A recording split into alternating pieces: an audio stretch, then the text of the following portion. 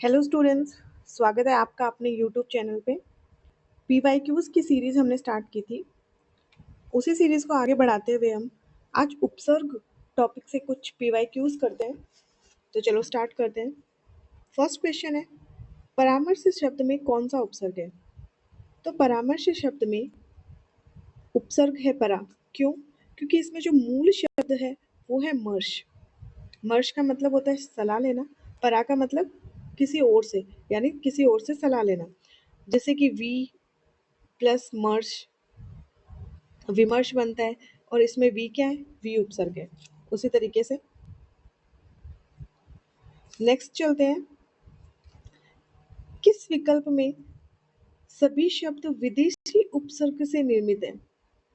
विदेशी उपसर्ग से सभी शब्द देखते हैं। बेलगाम और हमदर्द, यानी दोनों में उपसर्ग से निर्मित नहीं है, यानी दोनों में से कोई एक या दोनों ऐसे होंगे जो विदेशी उपसर्ग से नहीं होंगे, यानी वो हिंदी हो सकते हैं या संस्कृत भाषा के उपसर्ग हो सकते हैं। तो बेलगाम में देखते हैं, इसमें शब्द है गाम मूल शब्द, और उपसर्ग जो है वो है बेल, और बेल शब्द उर्दू भाषा का है। हमदर्द में दर्द मूल शब्द है, और हम क्या है? हम है उपसर्ग। हम यहाँ हमारा नहीं है। हम का मतलब है बराबर या कोई चीज समान होना, यानी हमदर्द यानी दर्द में बराबर भागीदार। तो हम जो है उपसर्ग है कौन सी भाषा का? उर्दू भाषा का। दरकार में शब्द है मूल शब्द कार, और उपसर्ग है दर। दर भी उर्दू भाषा का है। और लायक मूल शब्द है ना, उपसर्ग जो है वो उर्दू भाषा का ही है। लायक में ना उपसर्ग जोड़ के बना नालायक। सर की रोह में वैसे कोई उपसर्ग नहीं है। लाचार में ला उपसर्ग है, विदेशी भाषा का उपसर्ग है। और नास्तिक शब्द, अब नास्तिक शब्द में क्या है? नास्तिक शब्द में न उपसर्ग नहीं है। नास्तिक शब्द में उपसर्ग है, जो नास्तिक शब्द है उसमें क्या उपसर्ग है? नास्तिक में ना उपसर्ग नहीं है, इसमें उपसर्ग है न। देखिए, मूल शब्द होता है अस्ति, जिसका मतलब होता है, यानी किसी चीज का अस्तित्व है। अस्ति में जब इक प्रत्यय जुड़ता है तो इक प्रत्यय के प्रभाव से ए हो जाता है आ, तो ये बन जाता है आस्तिक, यानी ईश्वर है। अस्ति का मतलब है और आस्तिक का मतलब ईश्वर है।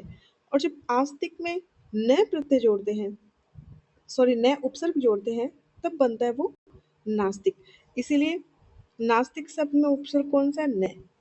और जो न उपसर्ग है ये भी विदेशी भाषा का शब्द है, हिंदी का नहीं है उपसर्ग। और बहुमत में हम देखते हैं बहु मत। बहु शब्द जो है, बहुमत शब्द में बहु शब्द हिंदी भाषा का है। तो इसलिए हम ये कह सकते हैं कि सभी शब्द विदेशी उपसर्ग से निर्मित नहीं है। तो वो आ जाएगा आंसर ए, नास्तिक और बहुमत। नास्तिक में नए उपसर्ग तो उर्दू भाषा का है, लेकिन जो बहु उपसर्ग है वो है हिंदी भाषा का। नेक्स्ट क्वेश्चन में चलते हैं। किस शब्द में उपसर्ग का प्रयोग नहीं हुआ है?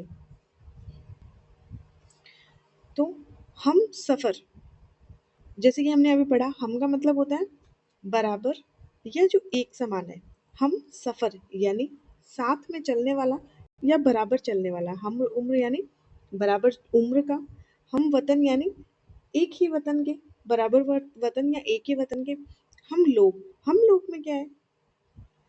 इसमें बराबर लोग तो आ नहीं रहा, तो हम उपसर्ग नहीं है यहाँ पे। हम जो है वो सर्वनाम है, और लोग जो है यहाँ, लोग एक प्रत्यय। तो इसीलिए हम लोग क्या हो गया, इसमें उपसर्ग का यूज नहीं हुआ है। तो सही आंसर हो जाएगा हमारा 3। नेक्स्ट क्वेश्चन में चलते हैं। उपसर्ग और प्रत्यय से संबंधित कौन सा कथन सही नहीं है? अभ्यर्थी शब्द में ए उपसर्ग है? नहीं। अभ्यर्थी शब्द बना है अभी प्लस अर्थी, यानी अभ्यर्थी। कौन सी संधि है इसमें? यण संधि। पर्याप्त में उपसर्ग है परि, बिल्कुल सही। ग्रामीण में ईन प्रत्यय है, ये भी सही है। कौशल में अ प्रत्यय है, ये भी सही है।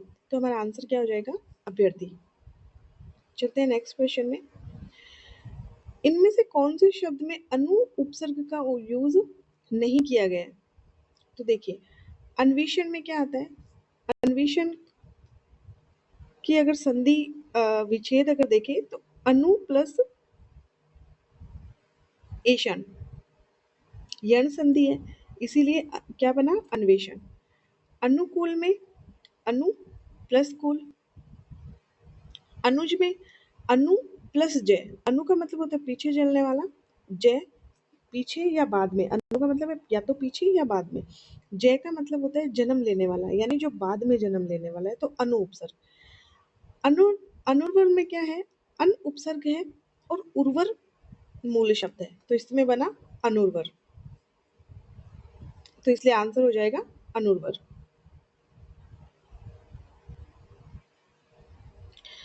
किस विकल्प के सभी शब्दों में उपसर्ग का प्रयोग हुआ है? सब में उपसर्ग। उज्ज्वल में क्या है, उज्ज्वल का अगर विच्छेद करेंगे हम तो हो जाएगा उत प्लस ज्वल। ये व्यंजन संधि का है, अगर प्लस से पहले तय हो और प्लस के बाद ल ज ट न त अगर ये हो तो ये तय सेम उसी में चेंज हो जाता है, तो इसलिए इसमें उज्ज्वल में कौन सा उपसर्ग हो गया, उत उपसर्ग। धीमान में कोई उपसर्ग है नहीं, क्रमशः में उपसर्ग नहीं है, या हो सकता है क्रम, लेकिन अभ्यागत में कौन सा है, अभी प्लस आगत। मनस्वी, मनस्वी में उपसर्ग नहीं है। स्वत्व में उपसर्ग कौन सा है, देखिए स्वत्व में उपसर्ग कौन सा है, इसको अगर हम विच्छेद करेंगे तो इसका होगा स्व प्लस त्व।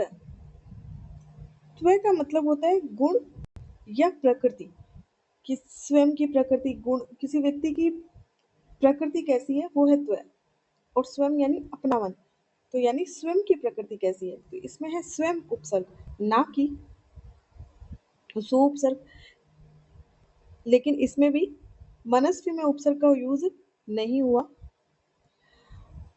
उल्लेख में देखते हैं, उल्लेख में है उत प्लस लेख, उल्लेख यही वाला रूल विसर्ग संधि वाला, और उत प्लस घाटन उद्घाटन, तो इसीलिए इसमें इन दोनों में ही उत उपसर्ग है, तो सही आंसर हो जाएगा 4।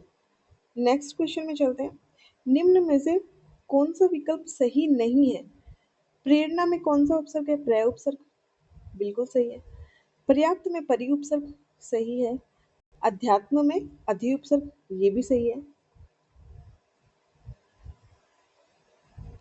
फोर्थ ऑप्शन में देखते हैं अभ्यास, अभ्यास में ए उपसर्ग नहीं है, अभी प्लस आस।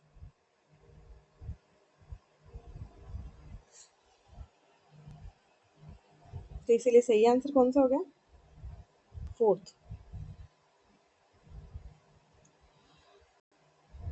अब देखते हैं अनुचित शब्द में उपसर्ग कौन सा है। अनुचित को अगर विच्छेद करेंगे,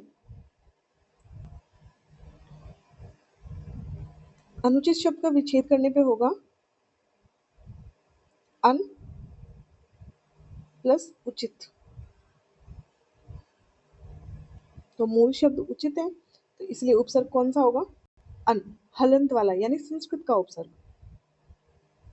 नेक्स्ट क्वेश्चन में देखते हैं, निम्नलिखित में से अ उपसर्ग के उदाहरण कौन से हैं? कौन सा ऐसा है जिसमें अ उपसर्ग है? देखते हैं, अनुरूप, अनु और रूप ये संयोग है। अनुरूप में अनु उपसर्ग, अवतार में अव उपसर्ग, अवगत में अव उपसर्ग, अवगम में अव उपसर्ग। अनु हमने अभी डिस्कस किया, अनु यानी जो बाद में या पीछे, जय यानी जन्म लेने वाला, जो बाद में जन्म लेता है। अनुग्रह में अनु उपसर्ग। अप्रिय, अप्रिय में मूल शब्द क्या है, प्रिय, प्रिय में जुड़ा अ और विलोम शब्द बना अप्रिय, प्रिय यानी जो प्रिय है और अप्रिय जो प्रिय नहीं है। अधीर में मूल शब्द है धीर, धीर का मतलब होता है जो शांत रहता है, जिसमें धैर्य होता है, और अ लगने से विलोम बन गया अधीर, यानी जिसमें जो शांत नहीं है और जिसमें धैर्य नहीं है, यानी पेशेंस नहीं है। नेक्स्ट में चलते हैं, निम्नलिखित में संपूर्ण में कौन सा है, तो संपूर्ण में सम उपसर्ग हो जाएगा। अब हम सकल में उपसर्ग हमने अभी अभी डिस्कस किया, हमदर्द, हमवतन। तो हम जो उपसर्ग है वो है उर्दू भाषा, विदेशी तो है ही, लेकिन विदेशी में कौन सा है, क्योंकि अंग्रेजी भी विदेशी भाषा का ही होगा, तो इसमें हिंदी और संस्कृत तो होगा नहीं। हमको देख के कंफ्यूज हो जाते हैं कि हम यानी हमारा सर्वनाम है वो, ना कि उपसर्ग है, इसलिए आंसर हो जाएगा इसमें उर्दू का। नेक्स्ट क्वेश्चन में चलते हैं। सु उपसर्ग का उदाहरण नहीं है, देखते हैं। स्व, स्वलय, स्वलय का विच्छेद होगा सु प्लस अलय, स्वलय, सु प्लस अलय। और सुक्ति का होगा सु प्लस उक्ति, जो अच्छा कथन। और सौजन्य में भी सु उपसर्ग है। देखिए थोड़ा क्लियर करके देखिए, सौजन्य में कौन सा उपसर्ग है? सौजन्य में सु उपसर्ग है। कैसे? जो मूल शब्द है वो है जन। सही नहीं बना।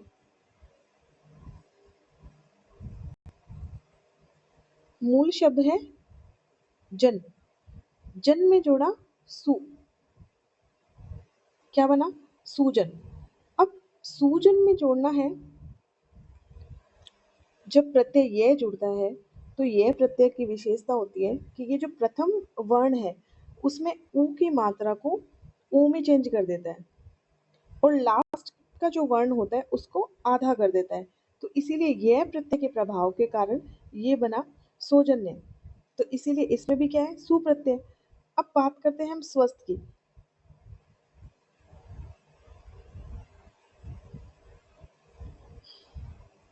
स्वस्थ, अब स्वस्थ में क्या है? स्व प्लस स्थ, यानी अपना स्थान। स्थ के बहुत सारे मीनिंग होते हैं। स्वस्थ, वो जो बीमारी से स्वस्थ होते हैं वो भी होता है। स्थ का मतलब स्थान होता है।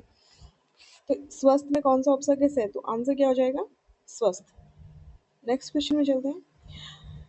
किस विकल्प के शब्द दो या अधिक उपसर्गों से निर्मित है? जिसमें दो या अधिक उपसर्ग है, देखते हैं। प्राचार्य में उपसर्ग है एक प्र, सहानुभूति में सह उपसर्ग है, और अनुभूति मूल शब्द है। ठीक है। अध्यापक में अधि प्लस आपक एक उपसर्ग है, पारितोषिक में परि उपसर्ग है। दुर्धवसाय, इसमें कितने उपसर्ग है? देखिए, दुर प्लस अधि प्लस वी प्लस अव, तो इसमें चार उपसर्ग है। और समुदाहरण में एक सम उपसर्ग हो गया, उदाहरण में एक उत उपसर्ग हो गया, प्रतिवाद में प्रति उपसर्ग है, अज्ञानता में अ उपसर्ग है। तो इससे सबसे ज्यादा दो से अधिक उपसर्ग किसमें हुए? तीन में। तो आंसर हो गया तीन।